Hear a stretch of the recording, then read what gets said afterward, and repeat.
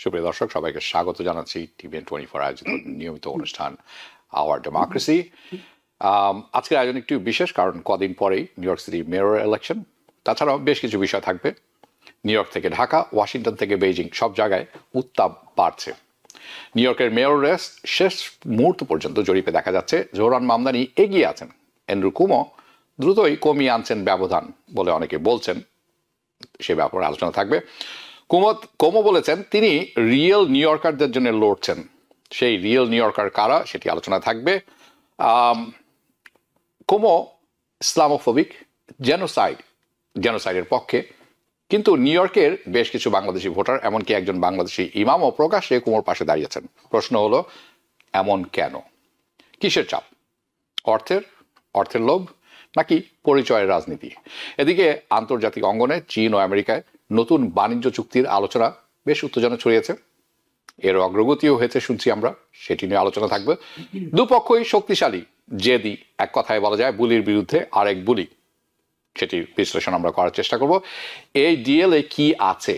Tariff, rare earth minerals, soybean আর fentanyl chemical নিয়ন্ত্রণ, সে সব কিছুই থাকবে। এটি কি সত্যি কোনো শান্তির ইঙ্গিত দিচ্ছে, নাকি একটি সাময়িক বিরতি ধরে নিব? এদিকে দক্ষিণ কোরিয়ার বৈঠকের পর হাস্যোজ্জ্বল ট্রাম্পের ছবি দেখা গেল। প্রশ্ন থেকে যাচ্ছে অনেক কিছু। Coming back to US government শাটডাউনের সংকট আমি বলবো।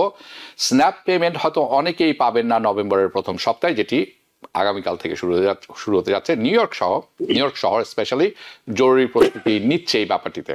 আর স্পিকার জনসন, বিশ্বাস করুন আর না করুন, দোষ দিচ্ছেন মামদানি শিবিরকে এই ব্যাপারটিতে। কিন্তু মূল প্রশ্ন, শাটডাউন হলে সাধারণ মানুষের কত ক্ষতি হয়ে যাবে? ফেডারেল কর্মী, ফুড স্ট্যাম্প, রেড স্টেটের অর্থনীতি, সবকিছু কি থেমে যাবে? আর এদিকে ডোনাল্ড ট্রাম্প, উনি তৃতীয়বারের মতো প্রেসিডেন্ট হওয়ার চেষ্টা করছেন। যদিও আমেরিকার সংবিধান পরিষ্কারে লেখা আছে 2 মেয়াদের বেশি নয়। বাংলাদেশের প্রধানমন্ত্রী, সাবেক প্রধানমন্ত্রী শেখ হাসিনা, উনি 3টি বড় বড় নিউজ মিডিয়াকে সাক্ষাৎকার দিয়েছেন, কিন্তু ক্ষমা চাননি। অনেকে বলছেন এটি ছিল একটি মিসড অপরচুনিটি, যা উনি হেলায় হারালেন। এখনো ভারতে বসে রাজনীতিতে আছেন। প্রশ্ন হলো, ভারত কেন এটা করছে? বিশেষজ্ঞদের মতে ভারত হয়তো পরিকল্পিতভাবে বিভাজনটা আরো গভীর করতে চায় বাংলাদেশে, এবং রাজনৈতিক বিশৃঙ্খলা সৃষ্টি করে নিজের স্বার্থ নিশ্চিতের খেলাটায় মেতেছেন তারা। নিউ ইয়র্ক থেকে ঢাকা, রাজনীতি, ক্ষমতা, অর্থ এবং তার বিশ্লেষণ নিয়ে আলোচনা থাকবেন।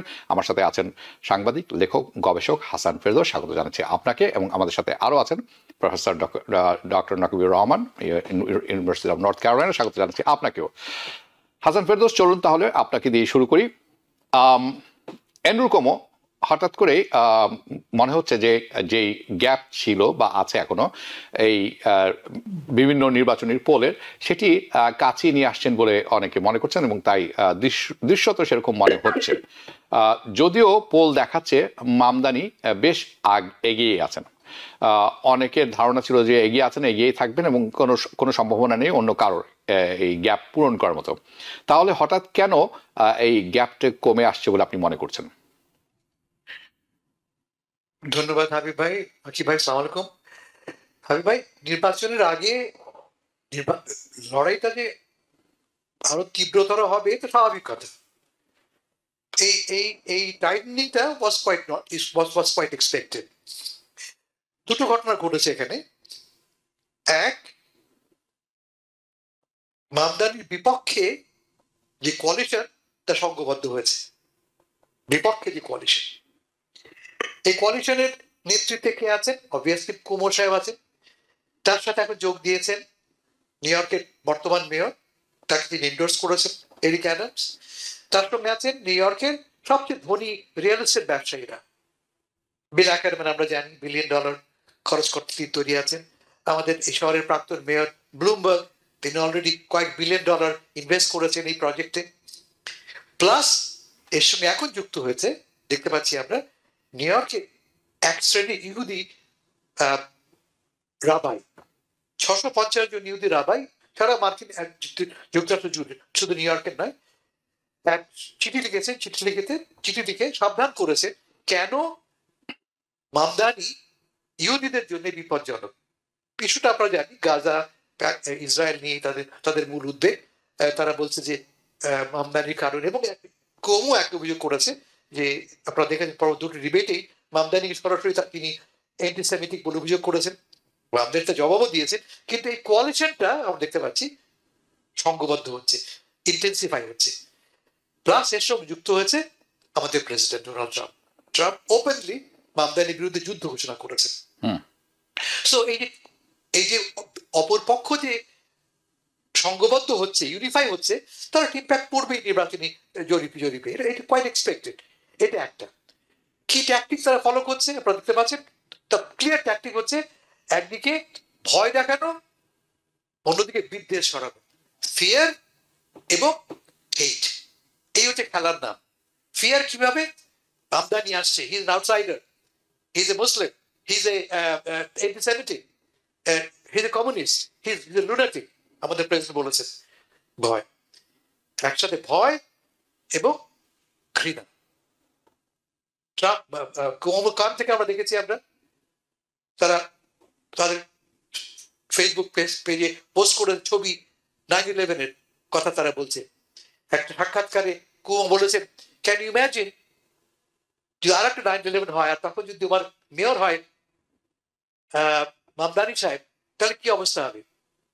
তিনি প্রশ্ন করছেন এবং সে প্রশ্ন জবাবে প্রশ্নকর্তা এই অনুষ্ঠানের যে সঞ্চালক তিনি হেসে বলছেন, he will be laughing, he will be মানে মামদানি will be laughing। অন্য কথা, এই যে ভয়টা ছড়াচ্ছে আমাদের মনের মধ্যে, মামদানি একজন শুধুমাত্র ইহুদি বিদ্বেষী নন, তিনি একজন ইসলামিস্ট, তিনি একজন সন্ত্রাসী। এই ভয়টা হয়তোবা খানিকটা হলো যারা আনডিসাইডেড ছিল তাদের মধ্যে কাজ করছে। যে কারণে আমরা দেখছি যে সর্বশেষ পোল দেখতে পাচ্ছি আমি, যেটা ছেপেছে আজকেই ছেপেছে ফক্স নিউজ, তাতে মামদানি 47 এবং কুমো তার বর্তমান 31%, 16% ব্যবধান। দু সপ্তাহ আগে এই ফক্স নিউজে কিন্তু মামদানিকে 50% পর্যন্ত দিয়েছিল, 50% তিনি পর্যন্ত তার সমর্থন অ্যাচিভ তিনি করতে পেরেছেন। ফলে দেখা যাচ্ছে তিনি খানিকটা হলো পিছিয়েছেন। তার চেয়ে বড় কথা, গেইন করেছেন, অ্যাটলিস্ট 10% গেইন করেছেন অবভিয়াসলি গেইন করছেন মূলত রিপাবলিকানদের থেকে, মূলত যারা বহিরাগত বিদ্বেষী তাদের কাছ থেকে। আপনি একটু আগে বলেছেন যে কুমো সাহেব বলেছেন, I am fighting for the real New Yorkers. Good question. তাহলে উনি বলতে যাচ্ছেন কি মামদানি নট নিউ ইয়র্কার, অথবা যারা মামদানিকে সাপোর্ট করছে তারা রিয়েল নিউ ইয়র্কার না? কারা রিয়েল নিউ ইয়র্কার? ক্লিয়ারলি উনি ইন্ডিকেট করছেন যে রিয়েল নিউ ইয়র্কার মানে যারা সে তোকায় তার মতো, যারা তার মতো খ্রিস্টান, যারা তার মতো এইখানে এই শহরের দীর্ঘদিনের বাসিন্দা। Mamdani clearly is an immigrant, আপনার আমার মতো। মামদানি ক্লিয়ারলি খ্রিস্টান নন, যদি তিনি কখনই বলেন না এটি তার প্রধান আইডেন্টিটি, তিনি নিজেকে ইসলামী, তিনি ইসলাম নিজে মুসলমান বলতে তার আপত্তি নেই, কিন্তু কখনো তিনি প্রজেক্ট করেন না আমার প্রাইমারি আইডেন্টিটি বলে আই এম আমেরিকান। খুব ইন্টারেস্টিংলি মেহেদী হাসান একটা কথা বলেছেন, আমি তাকে কথা ব্যবহার করে বলার চেষ্টা করছি আমি, কে রিয়েল আমেরিকান? সে বলছে যে তুমি তুমি ট্রাম্প সাহেব এখানে ছিলে, you are a born American, আর আমি চুজ করেছি আমেরিকাকে। আমি অন্য দেশ থেকে সমস্ত বাধা অতিক্রম করে এই দেশটাকে ভালোবেসে এখানে এসেছি। Who is a better American, তুমি না আমি? কে বেশি কষ্ট করেছে, কে বেশি শ্রম দিচ্ছে, তুমি না? ফলে তার কথা মতো আই ক্যান কমপ্লিট হয়েছে that we are better Americans, because আমরা আমাদের ঘাম শ্রম আমাদের ভালোবাসা অনেক বেশি এই দেশটির জন্য। ফলে মধ্য কথা দাঁড়াচ্ছে এই যে এই ঘৃণাটা এবং এই ভীতিটা দুটোই হয়তোবা কারো কারোর মনের মধ্যে কাজ করছে। আলটিমেটলি এটা কতটুকু কাজ করবে আমরা বুঝবো আগামী মঙ্গলবার নির্বাচন, তেমন বেশি দেরি নেই। নির্বাচনের 16% 17% ব্যবধান, বিরাট ব্যবধান। আর একটা কথা বলে শেষ করি আমি, যে ভয়টা আমার আছে এটাকে বলে ব্র্যাডলি এফেক্ট। ইনি কথা বলেছি এর আগে আমরা। 1982-তে লস অ্যাঞ্জেলেসের খুব নাম করা মেয়র টম ব্র্যাডলি, পরপর 5 বার তিনি মেয়র হয়েছিলেন, তিনি গভর্নর পদে কন্টেস্ট করেছিলেন এবং তিনি সমস্ত পোলে 6, 7, 8, 10 পয়েন্ট এগিয়েছিলেন। নির্বাচনে তিনি হেরে গেলেন। কেন? বলা হচ্ছে যে শ্বেতকায় ভোটাররা মুখে বলছে বটে তোমাকে ভোট দেবো, কালো মানুষ তুমি, তোমাকে ভোট দেবো, কিন্তু আলটিমেটলি ভোটের সময় যে তারা ভোট দিচ্ছেন না। হুম। এখানেও তাই ঘটতে পারে। সারা দেশ জুড়ে, সারা নিউ ইয়র্ক জুড়ে যে প্রোগ্রেসিভদের যে চাপ, সেই চাপের মুখে পড়ে একজন শ্বেতকায় ভোটার তিনি ভোট দেবেন না বলতে বিব্রত বোধ করতেই পারেন। হুম। ফলে জরিপকারীদের কাছে তিনি বলতেই পারেন যে হ্যাঁ আমি ভোট দেবো, কিন্তু ভোট দেবার সময় এই যে সন্দেহ জাগছে, সন্দেহ জাগাচ্ছে বামদানি Cuomo, Trump, Eric Adams camp, সেই সন্দেহ ও ভয় থেকে হয়তো তারা ভোট নাও দিতে পারে। ফলে এই ব্যবধানটা আরো তীব্রতর হবে। আমি বলি Yeah. এটা গ্যারান্টিড নয়, উনি জিতবেনই গ্যারান্টিড নয়। সে কারণে বলছি আমি, যারা ভোট দেননি এখনো প্লিজ ইমিডিয়েটলি ভোট দিতে যান, এবং যদি না পারেন ডেফিনেটলি মঙ্গলবার অবশ্যই আপনার ভোটটি নষ্ট করবেন না। আপনি ভোট দেবেন, আপনার বন্ধুদের নিয়ে যাবেন, ছেলেমেয়েরা ভোটার বয়স হলে একসঙ্গে যে উৎসবের মতো ভোট দেবেন, কারণ এর সঙ্গে আপনার আমার সবার স্বার্থ জড়িত আছে। এই দেশটাকে আমার করতে হবে, এই দেশে আমার অধিকার প্রতিষ্ঠা করতে হবে, এবং তার একটা পথ হচ্ছে মামদানিকে বিদায়ী করা। জি, ধন্যবাদ, অনেক অসংখ্য ধন্যবাদ আপনাকে। আমি আমরা শুনছিলাম হাসান ফেরদৌস উল্লেখ করেছেন, আমি এই বিষয়টিতে যেতে চাচ্ছিলাম, কিন্তু যাব নকিবুর রহমান আপনার সাথে। আমি পোল দেখছিলাম এবং আগাম পোলে যারা 45 to 55 ইয়ার্স অ্যান্ড ওল্ডার তাদের সংখ্যা বেশ বেশি এবার, যেটি নিউ ইয়র্ক সিটিতে খুব খুব সচরাচর দেখা যায় না। নিউ ইয়র্ক সিটিতে ইয়াং মানুষরাই বেশি ভোট দিয়ে থাকেন। এই বয়সের ডেমোগ্রাফিক যারা আছেন তারা যখন ভোট দেন তারা আসলে রক্ষণশীলদের পক্ষেই ভোট দেন। এটি একটি ভয়ের কথা মামদানির ক্যাম্পের জন্য। কিন্তু দেখা গেছে, আমি আরেকটি জরিপ দেখছিলাম, সেটি আমরা যদি 2 নম্বর ক্লিপ ইয়াতে দেখতে পারি আরেকবার, এটি নয় আরেকটি 2 নম্বর, হ্যাঁ, NYC 2 যদি আমরা দেখি, সে এটা একটু জটিল, কিন্তু এটি ব্রেকডাউন করলে আপনি বুঝতে পারবেন তার খুব একটা ক্ষতি হয়নি, বরঞ্চ এখানে বেশ কিছু ভোট গেছে তার পক্ষে। আরেকটি মজার ব্যাপার হচ্ছে এরিক অ্যাডামস এন্ডোর্স করেছেন কোমোকে, যাতে ব্ল্যাক ভোটার তার দিকে যায়। কিন্তু এবার দেখা যাচ্ছে আরেকটি নতুন জরিপে যে ব্ল্যাক ভোটারসদের ভোট বেড়েছে এই আগাম জরিপে নয়, আগাম ভোটিংয়ে, উইচ ইজ আরেকটি good thing for Zohran Mamdani. কিন্তু আমি যে বিষয়টি কথা বলেছেন হাসান ফেরদৌস, ওই বিষয়ের উপরে থাকতে চাই। অ্যান্ড্রু কুমো নতুন স্লোগান দিয়েছেন, সেটি হচ্ছে he is working for real American. হালকা করে টাচ করেছেন হাসান ফেরদৌস। এই রিয়েল আমেরিকান আসলে কারা? এর চেয়েও বড় ব্যাপার হচ্ছে real new yorker. Real new yorker, উনি বলেছেন রিয়েল নিউ ইয়র্কার জন্য উনি লড়াই করছেন। তাহলে রিয়েল কারা আর নট সো রিয়েল আর ফেক কারা? এই স্লোগান অর্থ কি একটু আমি জানতে চাবো। আরেকটা মজার ব্যাপার হচ্ছে এখানে আমরা জানি হি ইজ ইসলামোফোবিক, একটু আগে শুনলেন হাসান ফেরদৌসের কাছে, he is Islamophobic, he is genocidal, meaning genocide supporter. Okay, he has hands down support for Israel and whatever they do. এইসব জানার পরেও বাংলাদেশীয় আমেরিকান অনেকে আছেন তার পক্ষে নিয়েছেন, এমনকি একজন ইমাম আছেন প্রকাশ্যে তাকে সমর্থন করছেন। কেন? নাকিবুর রহমান। জি, ধন্যবাদ হামিদ ভাই, এবং হাসান ফেরদৌস ভাইয়ের কথা শুনছিলাম, এবং Bradley effect is very interesting, এবং এই কারণেই হাসান ভাই যেটা বলে শেষ করলেন সেটা বলেই আমি শুরু করব যে it's not over until it's over. সুতরাং কমপ্লেসেন্সের কোনো সুযোগ নেই। এখনো যারা আপনারা আর্লি ভোট দেননি, আপনারা প্লিজ অনুগ্রহ করে আপনাদের বাসার যারাই এলিজেবল ভোটার আছে সবাইকে নিয়ে উৎসব মুখর পরিবেশে আপনারা সবাই ভোট দিতে যাবেন, এবং এই রেসটা is more competitive than anybody has imagined.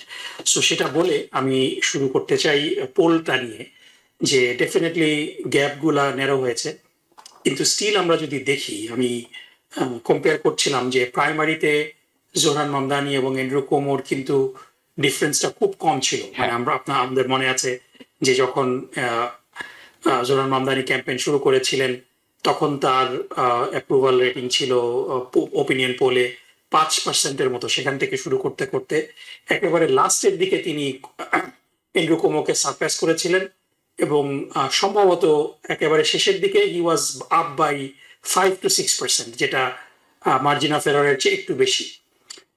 So interestingly আমরা এখন যে পোলগুলা দেখছি সেই পোলগুলা কিন্তু অ্যান্ড্রু কুমোর প্রাইমারিতে তার যে জনপ্রিয়তা ছিল তার চেয়ে কম।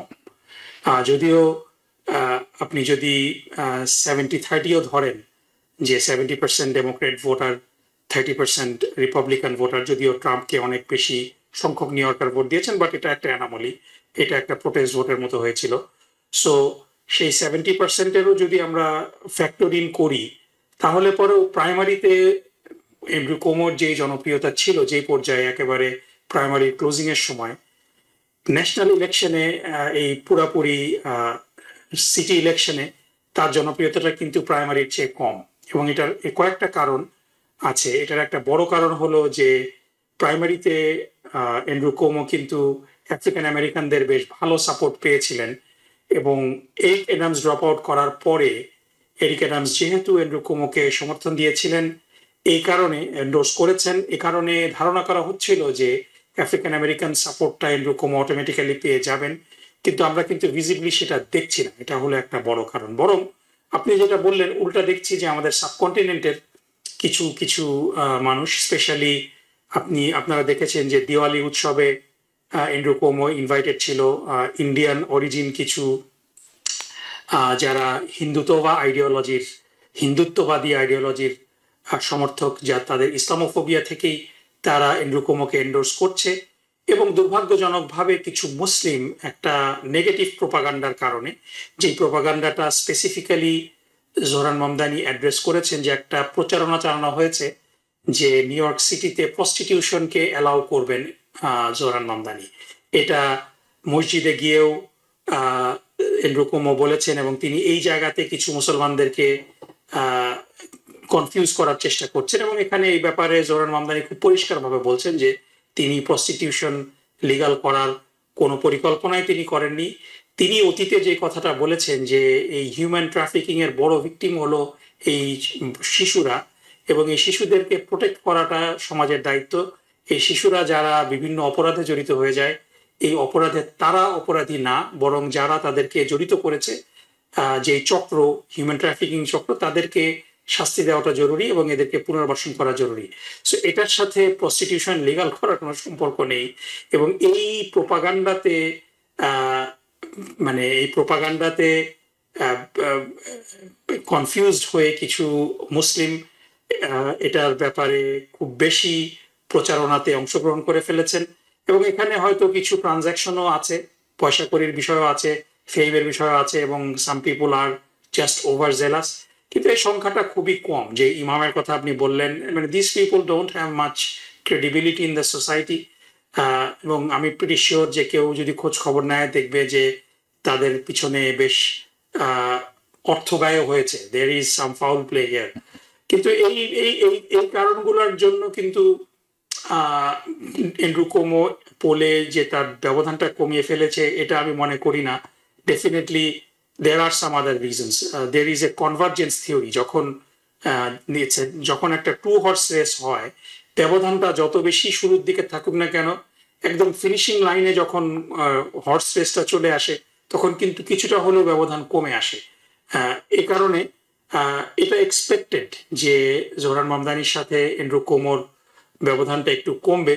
কারণ যদিও সিলওয়া এখনো পর্যন্ত ডিফাইন্ড, তিনি বাউ ডাউন করছেন না এবং তারও একটা জনপ্রিয়তা আছে, কিন্তু রিপাবলিকান পার্টির কিছু কিছু ভোটার হয়তো এন্ড্রু কুমোর দিকে ঝুঁকছে। এবং of course there is a huge amount of money that is in play, এবং মানি টক্স, এবং মানি যখন ফ্লারিশ করবে তখন তার একটা ইম্প্যাক্ট থাকতে পারে। তবে আমি কমপ্লিসেন্সির কোনো সুযোগ নাই, সবাইকে ভোটে যেতে হবে। হ্যাভিং সেড দ্যাট, আমি মনে করি যে খুব বড় ভূমিকম্প যদি না হয়, আমরা আশা করি জোহরান মামদানি আগামী মঙ্গলবারে বিজয়ী হবেন। বাট আমাদের we can not take our foot off the gas. আমি সবাইকে এটা বলে শেষ করছি যে আপনারা কেউ ভোট দেওয়া থেকে বিরত থাকবেন না। আপনারা নিজেরা ভোট দিবেন এবং অন্যদের ভোট দেওয়ার জন্য উদ্বুদ্ধ করবেন। সবাই মিলে দরকার হলে আগেই, আমি জানি না যে আপনার আর্লি ভোটিং ক্লোজ কখন হচ্ছে, আর্লি ভোটিং ক্লোজ হওয়ার আগে এবং কোনো কারণে যদি আর্লি ভোটিং করতে না পারেন, আগামী মঙ্গলবারে টিউসডেতে আপনারা উৎসব মুখর পরিবেশে সবাই ভোট দিবেন। This is the most consequential election in our life time.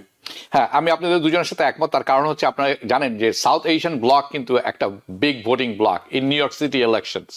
This is, এটি একটি বড়, এবং বাংলাদেশি ভোটাররা কিন্তু একটি ভোট প্রভাবিত করতে পারে, স্পেশালি সেটি যদি লোকাল ভোট হয়ে থাকে, নিউ ইয়র্ক সিটির ভোট হয়ে থাকে। আমাদের জনসাধারণের সেই সংখ্যাটি আছে আমাদের পক্ষে, এবং সেই সংখ্যাটি কাজে লাগানো দরকার। এবং সেইটি কাজে লাগানো দরকার কিভাবে? সেই প্রার্থীকে ভোট দিয়ে, যে প্রার্থী আপনার জন্য কাজ করবেন। এমন প্রার্থীকে ভোট দিবেন না যিনি বড় বড় বিলিয়নিয়ার্স, রিয়েল এস্টেট মগলস, সুপার প্যাকদের হয়ে কাজ করবেন। আমরা আসবো এই ব্যাপারে। আমি একটু নিউ ইয়র্ক পলিটিক্স থেকে যাব ওয়াশিংটন ডিসির পলিটিক্সে। হাসান ফেরদৌস, যাচ্ছি আপনার কাছে। গভর্নমেন্ট শাটডাউন চলছে, বিষয়টা হচ্ছে যে হেলথ কেয়ার নিয়ে, হেলথ কেয়ার মেডিকেল যে কাট করার ব্যাপারটি ডেমোক্রেটরা চাচ্ছেন সেটির ফান্ডিং যাতে কমানো না হয়, তাহলে তারা গভর্নমেন্ট ফান্ডিং এর যে ব্যাপারটি আছে, খরচের ব্যাপার, সেটিতে তারা আলোচনা বসতে রাজি আছেন এবং ছাড় দিতে আছেন। রিপাবলিকান বলছেন যে আমরা এত কিছু বুঝি না, গভর্নমেন্টের যে খরচ আছে সেটা তোমাকে অনুমোদন দিয়ে দিতে হবে, বাকি সবকিছু পরে আলোচনা করা যাবে। এখন আমরা এমন একটি পর্যায়ে এসে দাঁড়িয়েছি যে আগামী সপ্তাহে, অর্থাৎ যেটি আগামীকাল শুরু হতে যাচ্ছে, সেটি স্ন্যাপ বেনিফিট, ইবিটি বেনিফিট যারা আছেন তারা মানে পাবেন না। একটি, বাই দ্য ওয়ে, আমি গতকালকে আপনার সাথে কথা বলার পর আমি বেশ কিছু রিসার্চ করে দেখেছি যে এটা কিন্তু এই there is an emergency fund for SNAP. আমি সেটি জানতাম না, এবং সেটা অ্যাপ্রোপ্রিয়েট করা আছে। ট্রাম্প প্রশাসন বলছেন যে সেটি তারা ছাড়বেন না, রাইট? কত মর্মান্তিক এই ব্যাপারটি! আপনি এটি তারা কেন করছেন এবং এটি কতখানি মর্মান্তিক, এবং এটির প্রভাব যে সাধারণ মানুষ, যারা খেটে খাওয়া মানুষ, তাদের উপরে কতখানি পড়বে, এটি সুরাহাটা কি আপনার কাছে শুনবো। আমি ভাই, এটা একটা খেলা, রাজনীতির খেলা। হাতির মতো, হাতি উপরে খেলে আর নিচে নলখাগড়া ঘাস মারা যায়, হাতির পায়ের নিচে মারা যায়। আমরা হচ্ছে সেই হাতির পায়ের নিচে পড়া মানুষ, সাধারণ মানুষ। এই যে আগামীকাল থেকে ফুড স্ট্যাম্প বন্ধ হয়ে যাচ্ছে, 4 কোটি মানুষ, 42 মিলিয়ন মানুষ দুদিন পরে খাবার কোত্থেকে আসবে তার নিশ্চয়তা নেই। আজকে নিউ ইয়র্ক টাইমস লম্বা স্টোরি করেছে যে মানুষটি স্কুল শিক্ষক, রিটায়ার্ড নার্স, বয়োবৃদ্ধ মানুষ ঘরে বসে আছে, যে ডিপেন্ড করে এন্টায়ারলি অন ফুড স্ট্যাম্পস, তার আগামীকালের, পরশু, এক সপ্তাহ পরের খাবারের কোনো নিশ্চয়তা নেই। এবং এটাকে খুব এনজয় করছে আমাদের পলিটিশিয়ানরা। তর্কটা কি নিয়ে? আপনি ঠিকই বলেছেন, রিপাবলিকানরা বলছে দে হ্যাভ লজিক। তাদের বক্তব্য পেছনে হচ্ছে যে আমরা একটা ক্লিন কন্টিনিউ রেজলিউশন চাই।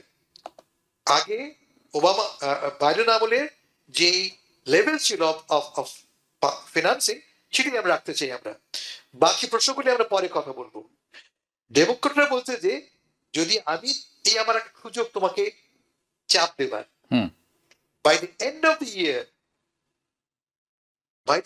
ইয়ার কয়েক কোটি আমেরিকান তাদের মেডিকেড এবং মেডিকেয়ার বেনিফিট হারাবে সাবসিডি তুলে নেওয়ার ফলে।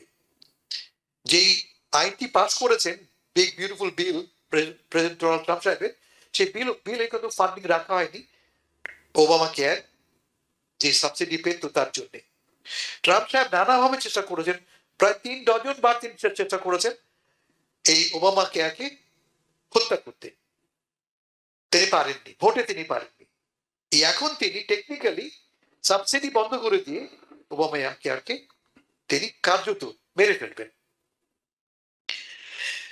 তো এই অবস্থায় রিপাবলিকানরা মনে করছে যে ভাই আমরা তো শাটডাউন করিনি, শাটডাউন করেছে ডেমোক্রেটরা, কারণ তারা এই যে বিল দিয়েছি আমরা, সেই বিল পাস করাচ্ছে না, আমরা একটা ক্লিন বিল। অন্যদিকে ডেমোক্রেটরা বলছে যে তোমরা সাধারণ লোকের স্বার্থকে রক্ষা করছো না। জনমত জরিপ কি বলছে? আজকে গতকাল পর্ব 2 দেখেছি আমরা, ওয়াশিংটন পোস্ট এবং অন্যান্য পত্রিকাও জনমত জরিপ দেখাচ্ছে যে 45% আমেরিকান মনে করে যে এই শাটডাউনের দোষ, শাটডাউনের রেসপন্সিবিলিটি প্রেসিডেন্ট ট্রাম্প এবং রিপাবলিকানদের। কারণটা খুব সিম্পল, সরকারের সমস্ত ব্রাঞ্চ নিয়ন্ত্রণ করে কে? Republican party. প্রতিটি ব্রাঞ্চ, এক্সিকিউটিভ, জুডিশিয়ারি, আইন পরিষদ প্রতিটি তোমার নিয়ন্ত্রণে। তোমার কাজ ছিল এই আইনটি পাশ করা, তুমি ব্যর্থ হয়েছে। শুধু তাই না, তুমি একবারও বসনি পর্যন্ত ডেমোক্রেটদের সাথে। ডেমোক্রেট আশা করছে কি, আজকেও দেখলাম আমরা পলিটিকো রিপোর্ট করেছে যে ডেমোক্রেটরা এই আশায় বসে আছে যে ট্রাম্প কনসিড করবে এবং ইনভাইট করবে বোথ রিপাবলিকান ডেমোক্রেটদের। অন্যদিকে রিপাবলিকানরা মনে করছে যে এই যে টাকা পয়সা না দেওয়ার, ফান্ডিং না থাকার ফলে দরিদ্রদের মধ্যে চাপটা যে আসবে, সেই চাপটা কিন্তু পড়বে ডেমোক্রেটদের উপরে, তারা মনে করছে। এবং তারা ডিমান্ড করবে যে ভাই রেস্টোর করো আমাদের এই ফুড স্ট্যাম্পস এবং অন্যান্য বেনিফিটস। এই হচ্ছে কি অঙ্কটা। তো এই অঙ্ক করতে যে আমরা কি দেখতে পাচ্ছি, ট্রাম্প সাহেব বলেছেন যে তিনি বসতে রাজি আছেন, আজকে তিনি বলেছেন তিনি বসতে রাজি আছেন, তবে তার আগে ডেমোক্রেটদের এই ক্লিন সিআরটাকে কন্টিনিউ রেজলিউশনকে পাস করাতে হবে। আমি একটু আগে বলেছি যে এই বাজেট অ্যাপ্রুভ না করার ফলটা হচ্ছে সবচেয়ে ক্ষতিগ্রস্ত সাধারণ মানুষ। খুব শিগগিরই অলরেডি আমরা দেখা শুরু করেছি আমরা, জিনিসপত্রের দাম ঊর্ধ্বগতি, লোকে বেতন পাচ্ছে না, কয়েক লক্ষ লোক তাদের নিয়মিত বেতন পাচ্ছে না। বেতন না পাওয়া মানে পকেটে পয়সা নেই, কেনাকাটা হবে না, কেনাকাটা না হওয়া মানে বাজার ক্ষতিগ্রস্ত হবে। 1 number air traffic control. Already air traffic control দেখতে পাচ্ছি আমরা বিভিন্ন এয়ারপোর্টে ডিলে হওয়া শুরু হয়েছে। এটি আর এক্সিলারেট করবে, সারা দেশ জুড়ে ডিসরাপশন ঘটবে, কেমন। এবং এসেনশিয়াল সার্ভিসেস গুলি অনেক ক্ষতিগ্রস্ত হবে। ডিসরাপশনটা অনেক ব্যাপক আকার ধারণ করবে। আপনি রিপাবলিকানই হন আর ডেমোক্রেটই হন, আপনি এর দ্বারা ক্ষতিগ্রস্ত হবেন, তখন প্রকৃত চাপটা বাড়বে। একদিন পর্যন্ত এই শাটডাউনের কারণে কিন্তু আমরা প্রায় কেউই প্রাত্যহিক কোনো বড় বিপদের মুখে পড়িনি, আমাদের কোনো দৈনন্দিন জীবনের কোনো বড় দুর্ঘটনা ঘটেনি। কিন্তু এখন থেকে এই আগামী সপ্তাহ থেকে, আগামী সোমবার থেকে আমরা দেখতে পাবো একটা বললাম food stamps, air traffic control এবং অন্যান্য, যেমন ভেটারান বেনিফিটস। টেলিফোন আপনি করুন, আপনি সোশ্যাল সিকিউরিটি মনে করা যায়, ফোন করুন, ফোন ধরার লোক নেই, আপনি কোনো জবাব পাবেন না। ফলে আপনার নিয়মিত সার্ভিসগুলি যে আপনি এক্সপেক্ট করেন সরকারের কাছ থেকে, আপনি তো পাবেন না। ফলে গ্রোথটা বাড়বে। এবং আমার ধারণা যে আমি আগে যেটা বললাম, যেহেতু সরকারের সমস্ত ক্ষমতার কেন্দ্র রিপাবলিকানদের হাতে, পলিটিক্যালি রিপাবলিকানরা আলটিমেটলি ক্ষতিগ্রস্ত হবে। আমি আপনি যখন বলছেন আমি একটু চিন্তা করছিলাম, যখন কেউ ইবিটি বা উইক চেক অথবা ফুড স্ট্যাম্প পেয়ে থাকেন, অনেকে হয়তো মনে করবেন খুব ভালো হয়েছে, পাবে না তারা, সরকারের উপরে বসে খাচ্ছেন। অনেকে আছেন এরকম, এই ধরনের লোকই আবার ওই যে কোমোকে সমর্থন দিয়ে থাকেন। বাই দ্য ওয়ে, ইউর লাফিং, I am not, it's a serious matter. এই লোকগুলোর মাথায় মানে I don't know what they are thinking, কারণ এটির যে কনসিকুয়েন্স অর্থনীতিতে অনেক ব্যাপক। একজন মানুষ যখন ইবিটি পায়, সে একটা গ্রোসারিতে যায়, এই অর্থটা লোকাল অর্থনীতিতে আসে। যখন গ্রোসারি তার প্রোডাক্ট বিক্রি করে, সে কিন্তু আসলে ফার্মারদের কাছ থেকে কেনে, ফার্মাররা এটার লাভবান হন। যখন ফার্মাররা এই অর্থ পান, তারা কিন্তু বিভিন্ন জায়গা থেকে ট্রাক্টর বলেন, যন্ত্রপাতি এইসব কেনেন, তারা অর্থ পান। এবং সেই ফার্মে কাজ করতে হলে যে কর্মীদের দরকার, সেই কর্মীরা তাদের বেতন পান। এটি একটা বিরাট চক্র, এটিকে এত ছোট আকারে দেখা অবকাশ নেই। It's a business psychology.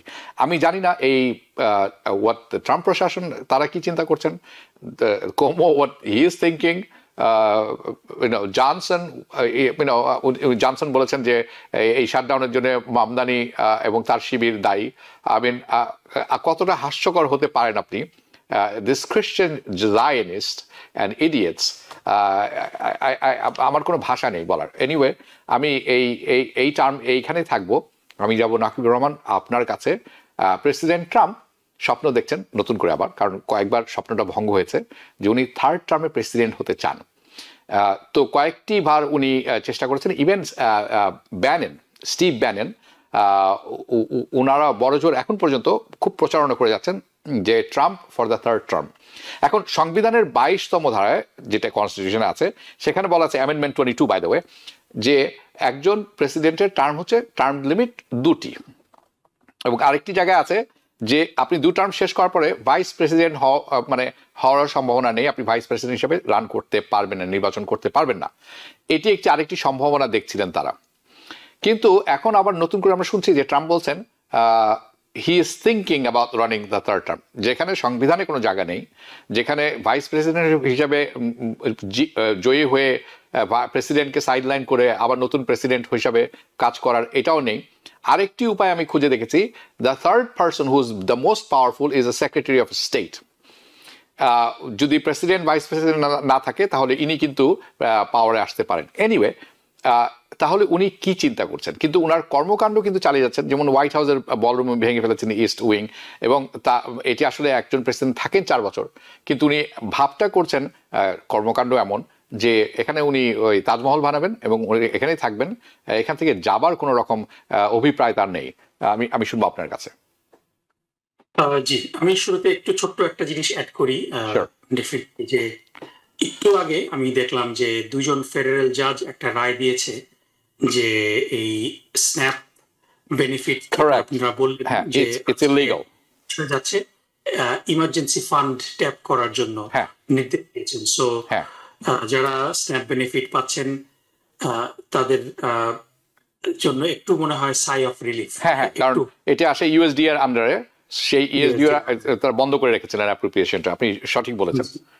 তো এটা অ্যাটলিস্ট মানে কিছুটা দুশ্চিন্তা থেকে কিছু হাউসহোল্ড মুক্ত হবেন, কারণ অনেকেই আপনারা যেটা বলছিলেন যে স্ন্যাপের উপরে dependent. I hope so really.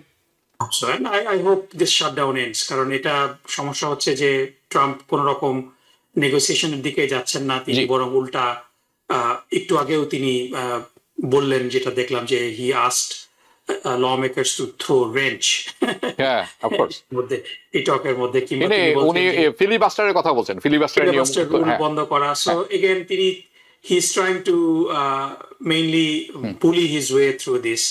So এভাবে এটা হবে না। আমরা জানি যে 34 দিনের লাস্ট সবচেয়ে লংগেস্ট শাটডাউন যেটা ছিল সেটাও ছিল ডোনাল্ড ট্রাম্পের আমলেই, এবং this is we are already heading towards মানে 30 দিন। So this is already the second longest, এবং আমার মনে হয় যে this is going to B the longest. 34 দিন, আগামী 35 দিন, আগামী 5 দিনের মধ্যে আমার মনে হয় না যে সমস্যার সমাধান হবে। So hope common sense prevails. আপনি যেটা বললেন এখন যে কোয়েশ্চেনটা যে ডোনাল্ড ট্রাম্প কি থার্ড টার্ম তিনি প্রেসিডেন্ট হতে পারবেন কিনা, অ্যান্সার ইজ নো। যদি আমরা 22nd অ্যামেন্ডমেন্টটা দেখি যে which was ratified in 1951 clearly states that no person shall be elected to the office of the president more than twice. এখানে consecutive না এরকম মানে এরকম there is no such wording. It says more than twice. So end of it. This means maximum term হলো 2টা। এখন প্রশ্ন হলো যে কোনো পসিবল লুপ হোল আছে কিনা, এবং এটা জাস্ট দর্শকদের, আপনি জানেন, ফেরদৌস ভাইও জানেন, বা দর্শকদের জন্য বলছি যে এটার ব্যাকগ্রাউন্ডটা হলো যে Franklin Roosevelt he was elected for 4 terms. তিনি 1932 থেকে 44 পর্যন্ত 4 টার্মে তিনি প্রেসিডেন্ট ছিলেন, এবং এটার পরই বেসিক্যালি 22nd অ্যামেন্ডমেন্ট হ্যাপেন এটা টার্ম লিমিট করার জন্য, because Roosevelt was 4 term president. এখন ডোনাল্ড ট্রাম্প এই মানে অফকোর্স তিনি তো কনস্টিটিউশন অ্যামেন্ড করতেই পারেন, which is extremely difficult. You need 2/3 of both houses of Congress. So simply CR বিলি পাস করতে পারছে না, ফিলিবাস্টারের সম্মুখীন হচ্ছে। So সেখানে 77 মানে আপনার 22nd অ্যামেন্ডমেন্ট রিপিল করা মানে এক্সট্রিমলি আনলাইকলি। ইভেন রিপাবলিকানরাও এটার পক্ষে ভোট দেবে না। যদিও আগামী 2026 ইলেকশনে যদি ফর সাম রিজন খুব মিরাকুলাস কারণে রিপাবলিকানরা বোথ হাউসে 2/3 মেজরিটি পেয়েও যায়, তারপর দেয়ার আর লট অফ ইন্ডিপেন্ডেন্ট রিপাবলিকান যারা এটার পক্ষে ভোট দেবে না। সো এই অপশনটা বাদ। তাহলে আর কি অপশন আছে? একটা অপশন হলো যে vice president route. The 12th amendment bars anyone eligible to be president from serving as vice president. Ineligible, you meant. কিন্তু এটাও কিন্তু পসিবল না। বাট সিন্স এটা কিন্তু একটা ছোট একটা বিষয় আছে এখানে যে ট্রাম্প, সো মানে এখানে এটা কিন্তু সম্ভব না। মানে he can't run as vice president to then succeed the president. অনেকে এটার কথা বলছেন, কিন্তু 22nd অ্যামেন্ডমেন্ট 12th অ্যামেন্ডমেন্ট কিন্তু এটা বার করে যে যে একজন প্রেসিডেন্ট হিসেবে রান করেছে সে কিন্তু ভাইস প্রেসিডেন্ট হতে পারবে না। হিসেবে রান করতে পারবে না। দ্য স্পিকার ইজ আরেকটা হলো, যেটা হলো যে তিনি যদি স্পিকার অফ দ্য হাউস হন তাহলে পরে একটা সুযোগ আছে। Can you imagine Donald Trump as the Speaker of the House? He is third in line. So যদি তিনি এরকম কোনো মানে কি বলা যায় যে Okay. এবারে অনুগত কাউকে ভাইস প্রেসিডেন্ট হিসেবে রান করান এবং he is elected as the speaker of the house, হ্যাঁ। দেন তাদের দুজনের রেজিগনেশনের পরে he will be the third in line. Yeah. তো আচ্ছা, that is probably the only possibility. তাছাড়া আমি আর কোনো পসিবিলিটি দেখি না। So আমি আমি আমি একটু ভিন্ন মত করছি। হ্যাঁ, দ্রুত। আপনারা ব্যাখ্যা দিচ্ছেন, লিগালিস্টিক ব্যাখ্যা দিচ্ছেন। জি জি। এটা আইনসম্মত পথে। আপনাকে আইনসম্মত পথে যেতে হবে, কারণ is Donald Trump. So what are you going to do? Coup? Donald Trump সাহেব যে এখন বোমা ফেলছেন একের পর এক ক্যারিবিয়ানে, সেটা কি আইনসম্মত? অবশ্যই নয়। ডোনাল্ড ট্রাম্প সাহেব শহরে সৈন্য পাঠাচ্ছেন, সেটা আইনসম্মত না, অবশ্যই উনি না। কি বলছেন? ইমার্জেন্সি। এমার্জেন্সি। তার বিশেষ জরুরি আইন ঘোষণা করার ক্ষমতা তার আছে। হি উইল ক্রিয়েট সিচুয়েশন যেটা তিনি বলবেন ইমার্জেন্সি, হ্যাঁ। এবং উনি নির্বাচনটাকে পোস্টপোন করবেন। Okay. ইম্পসিবল কিছু না, as long as he has his loyal Republican. আমি আপনার অনুমতিকে ছোট্ট একটা জিনিস ইনজেক্ট করি, ভেরি ইন্টারেস্টিং। সো আপনাদের মনে আছে যে জেলেনস্কি যখন দেখা করতে এসেছিল ট্রাম্পের সাথে, so they are having a casual conversation. So Trump asked him, জেলেনস্কিকে, যে তোমার দেশে নির্বাচন হচ্ছে না কেন? তখন জেলেনস্কি খুব রেগে গিয়ে বলল যে দেখো আমার দেশে যুদ্ধ হচ্ছে, যুদ্ধ হলে কিভাবে নির্বাচন হবে, নির্বাচন করবো? সো ট্রাম্পের নাকি তখন চোখ বড় বড় হয়ে গেছে যে যুদ্ধ হলে তাহলে নির্বাচন হয় না। There you go. Not idea. There you go. It's all the possibilities are out there with this guy, মানে এই যে ট্রাম্প, তারা Who's this guy now? And a loyal Republican policy. Yeah, thank you. Yes, I agree. And this and MAGA lunatics, I would rather say. Okay, I know. Okay, এটি আমি এই প্রসঙ্গ থেকে এখন একটু সরে আসবো। মিনিং ড্রিম থাকা ভালো, হোপ থাকা ভালো, কিন্তু সেটি কার্যকর করতে যে কোনো উপায়ে N defines justice. What is it called? N justifies means. Yes. That's what he is. Thank you. So দেখা যাক কি হয়, ভবিষ্যৎ কথা বলবে। ওকে, আমরা একটু ইন্টারন্যাশনালে যাব, আন্তর্জাতিক ক্ষেত্রে। চায়নার সাথে একটি ট্রেড ফ্রেমওয়ার্কের ডিএল হয়েছে। হাসান ফেরদৌস, আমি আপনার কাছে শুনবো। প্রথম কথা হচ্ছে যে এটি স্কট ব্যাসেন্টের কথা শুনছিলাম আমি, প্রেসিডেন্ট ট্রাম্পের এবং শি জিনপিং এর কথা বলছেন। শি জিনপিং যথেষ্ট ভালো বলেছেন। আপনি একটি মন্তব্য করেছেন যে বুলি এগেনস্ট বুলি, এটি কিভাবে দেখছেন আপনি, সেটি আমি যেমন জানতে চাবো আপনার কাছে।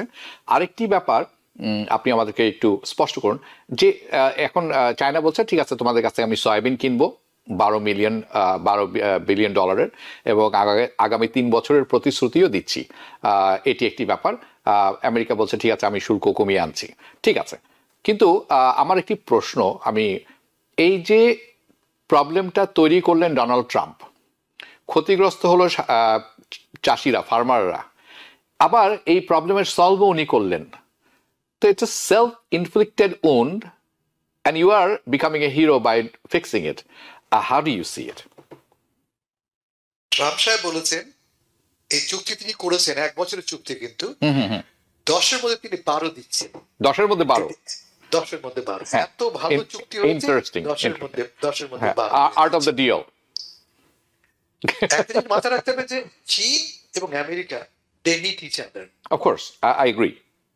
এটা একটা ব্যাপার। এবং মজা হচ্ছে যে এতদিন পর্যন্ত আমেরিকা যা চাইতো তাই করতে পারতো, কিন্তু চীনের ব্যাপারটা না, যে কোনো দেশের ব্যাপারে যা চাইতো তাই করতে পারতো। America so powerful, America still is so powerful. কিন্তু মিনওয়াইল চীন গত 10-15-20 বছরে তার যে অবস্থা ঘটেছে, মূলত আমেরিকার কন্ট্রিবিউশনের কারণেই, তা হচ্ছে যে ইট ক্যান চ্যালেঞ্জ আমেরিকার সুপ্রিমেসি। ডোনাল্ড ট্রাম্প সাহেব এক ধাক্কায় 145% ট্যারিফ ইম্পোজ করে বসলেন। চীন কিন্তু এক চুলো নড়লো না, চীন কিন্তু ভয় ভরকে গেল না। চীন পাল্টা তার নিজস্ব স্যাংশনস আরোপ করলো যে আমি আমার রেয়ার মিনারেল আর্টস তোমাকে মিনারেল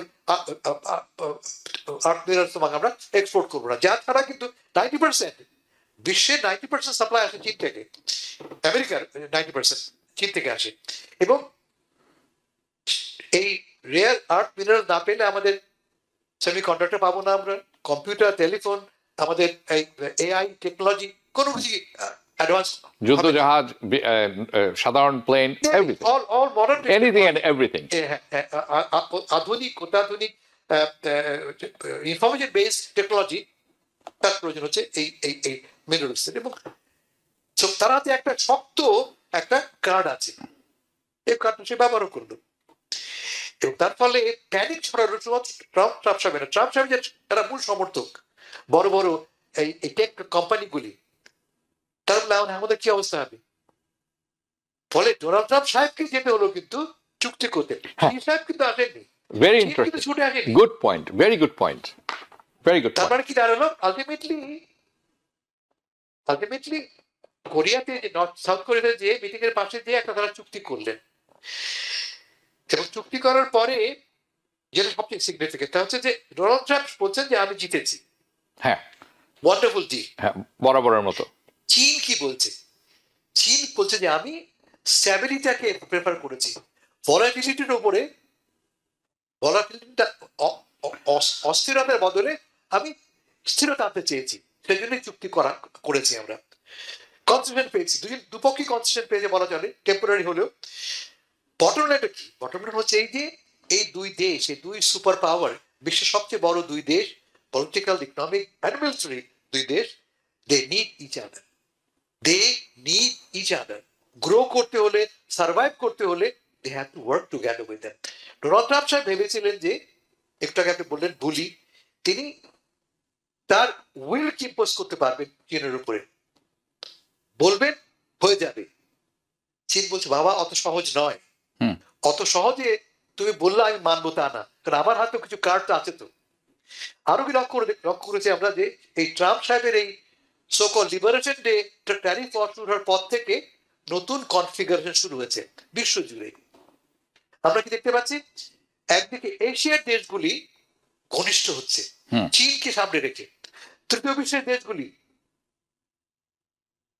রাশিয়াকে, ব্রাজিলের মতো দেশকে, সাউথ আফ্রিকার মতো দেশকে সামনে সামনে কাছে এনে সংঘবদ্ধ হচ্ছে কার বিরুদ্ধে?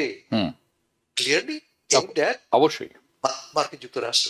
ফলে আলটিমেটলি এই যে ট্যারিফ ওয়ার আমরা ঘোষণা করলাম, এর ফলের বিগেস্ট রেজাল্ট হচ্ছে কি আমরা আমাদের সুপ্রিমেসি ছিল, সেই সুপ্রিমেসি আমরা হারাতে বসেছি। এটা ইনএভিটেবল, এটা হতোই, এটা আজকে কালকে এটাকে অ্যাক্সিলারেট করা হলো, এটাকে দ্রুততা এনে দেওয়া হলো। রাইট। সো কিন্তু কিন্তু বটম লাইন হাবিব ভাই যেটা জানা দরকার যে এটাকে আমরা ওয়েলকাম করি, আমি অত ওয়েলকাম করি, কারণ যে এই যে ভলাটিলিটিটা এটা কারোর জন্য ভালো লাভজনক না, আমেরিকার জন্য নয় বটে, চীনের জন্য না। এবং চীনের জন্য না মানে চীনের কাজ জন্য কিন্তু আমরা অনেক ডিপেন্ড করি চীনের উপর। সারা বিশ্ব চীনকে কি বলি আমরা? সুপার মার্কেট বলি তো আমরা, তার একটা কারণ আছে তো।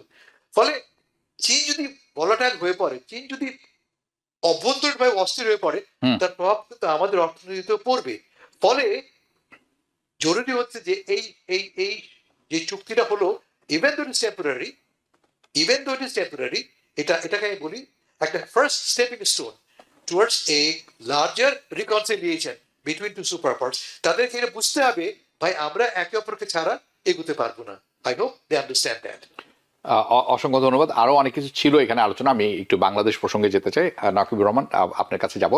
আমরা সম্প্রতি দেখেছি সাবেক প্রধানমন্ত্রী বাংলাদেশের শেখ হাসিনা, উনি একটি সাক্ষাৎকার দিয়েছেন এবং 3টি বড় বড় নিউজ আউটলেট, যার মধ্যে এপিএম, রয়টার্সও ছিল। সেখানে তিনি কিন্তু আসলে একবারের জন্য ক্ষমা চাননি। অনেকে মনে করেন যে এটি একটি মিসড অপরচুনিটি ছিল এবং এবং এটি একটি নতুন করে বিতর্কের সুযোগ এনে দিল। তার আন্তর্জাতিকভাবে তার ইমেজ একটা রিস্টাবলিশ করারও সুযোগ ছিল, কিন্তু সেই সুযোগও এখন উনি হেলায় হারালেন বলে অনেকে মনে করছেন। আপনি কি তাই মনে করেন? না, আমি মোটেও সেটা মনে করি না। আমি মনে করি যে this is a expensive PR campaign by Hindutva outfit which supports Sheikh Hasina. আমি আপনাদেরকে একটু মনে করিয়ে দিতে চাই যে রয়টার্সে শেখ হাসিনার ইন্টারভিউ যেই বাংলাদেশি সাংবাদিক নিয়েছেন। আমি ভুল হলে মাফ করবেন, তিনি বাংলাদেশি কিনা আমি সার্টেন না। রুমা পল, যিনি রয়টারের বাংলাদেশের করসপন্ডেন্ট, আমি যতটুকু জানি যে তিনি বাংলাদেশি হয়তো নাও হতে পারেন।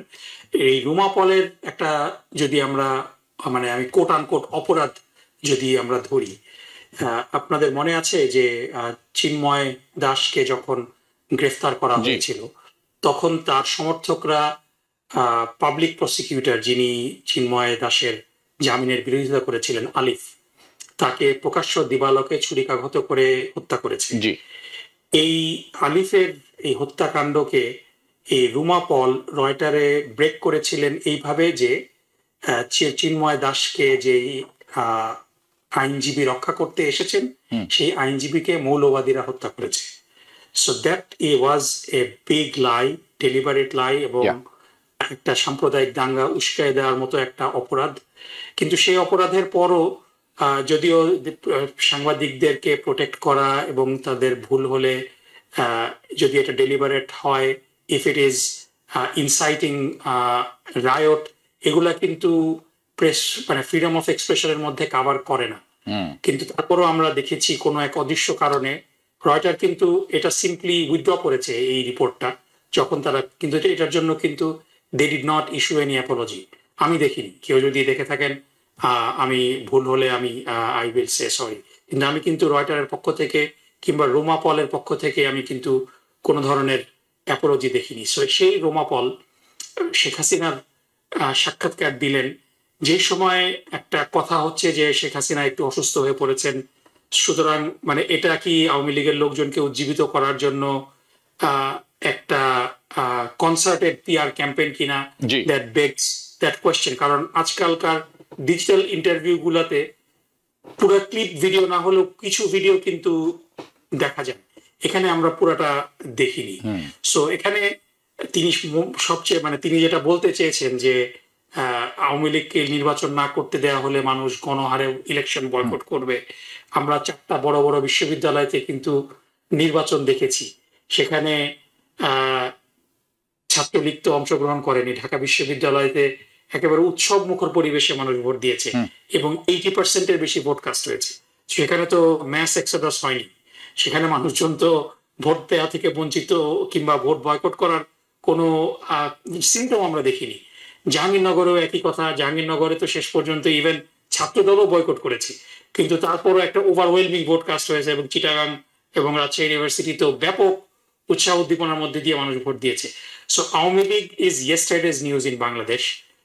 এই কনসার্টেড পিআর ক্যাম্পেইন গুলা ভারতীয় ব্রহ্মণ্যবাদী গোষ্ঠীর প্ররোচনায় এবং ওই রুমা পলের মতো যারা রয়টারকে ইউজ করে তারা ভিনদেশি এজেন্ডা বাস্তবায়ন করে, তাদের এই ইন্টারভিউটাকে আমি খুব গুরুত্ব দিতে চাই না। I would totally ignore it. জি, অসংখ্য ধন্যবাদ আপনাকে। আমি হাসান ফেরদৌস, আমি আপনার কাছে যাব।